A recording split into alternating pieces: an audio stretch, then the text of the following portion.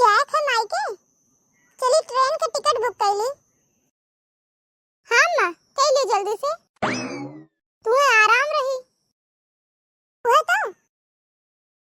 हाँ hello hello. हाँ hello. हाँ जी मैडम बोलिए। अरे क्या बताऊँ, बस एक तो टिकट मेरे लिए बुक कर दीजिए। ओके, कहाँ जाए है? अरे जाए कहाँ मायके, बहुत दिन हो गए। सोचन की जाई होई आई वहाँ से।